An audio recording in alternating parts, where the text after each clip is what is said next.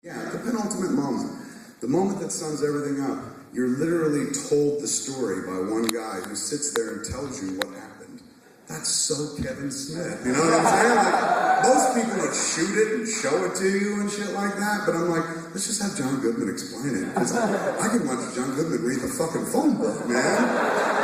And then he tells a beautiful story about dogs. I'm like, that's fucking great, you know? So, I don't know, it was fun. That's why, like, I'm so easily, I couldn't get the movie out of me. That's why I'm like, let's take it out ourselves, man. Nobody's gonna know how to handle this fucking movie. Like, I'm out there for months spinning, going like, it's a horror movie, it's a fucking horror movie, preparing everybody for a horror movie that it's not. You know what I'm saying? Like, it starts, to me, I stand by what I said. Everything in that movie is horrible. So, that's horror, technically.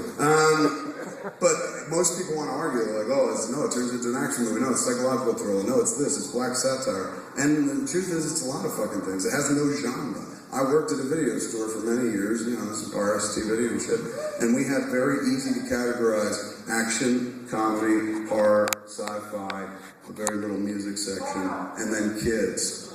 And I couldn't put that into any category. I put it into kids just to fuck with people, but I couldn't put that into any category, and so for me it's kind of, there's so many to choose from, you're right. That's our logo and our motto. So for me, I was just like, alright, just pick the easiest one, horror. It starts like a horror movie, right? It starts kind of like one of those 80s horror movies. We're hostile to some degree, and as much as like teenagers get captured and shit, and then we just kind of branch out and do other things, because as I've been saying in the press, I'm done. After the next movie, I'm finished. Like, fuck you. Fuck you. I've done it enough. And I'll explain it later. But I'd rather retire now while shit's good. You know what I'm saying? Like, this is the movie to read. Thank God I wouldn't announce it at Cop Out, you know. Although that's what everyone wanted. But for me, it's like go out strong at this moment in time. And I knew I had one more flick I wanted to make, which was hit somebody. So I felt like, all right, if I'm gonna, we'll get to that. I said, if I'm gonna go out, man, there's a bunch of movies that I never made that I would love to make. I tried to cram them all into Red State. So Red State for me is like me trying to do a Tarantino movie by way of the Coen brothers. And that's, you know, and the Goodman of it all really sums it up kind of nicely. So, I don't know, it's easy for me to stay involved with it because I love it so fucking much. And at that point I was like, why give it away to somebody who's never going to know how to fucking sell it? I'd rather take it out like this, have a bunch of people see it, and then go, oh! And then they go out in the world and tell other people, you gotta see it. I can't tell you what it's about, but just fucking go see it. The less I tell you, the better. But don't worry, it's not fucking Jersey Girl or Cop Out. Just go see it. So that's what the word of mouth tour is about. Like everyone's just like, hey man, you gotta make all your money back with the word of mouth tour. Money is great, profit is great, and the tour is in profit, and that's all we care about.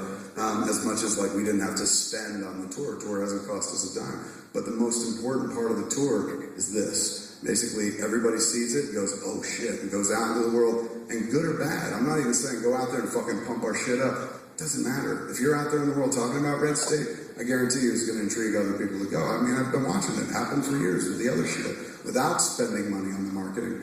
So that was kind of the point of the whole experiment. It was like, let's see how far we can take it, just fucking working with the audience it was made for. Like, I compare the experience of watching the movie here and watching the movie at Radio City Music Hall with the experience of watching it at Sundance. And at Sundance, half of the audience was just basically like this. How do you penetrate that? You know what I'm saying? Like, I made the best fucking movie I possibly ever could in this lifetime at this point where I'm alive, right? And who knows what hit somebody would be. This represents me emptying the tank.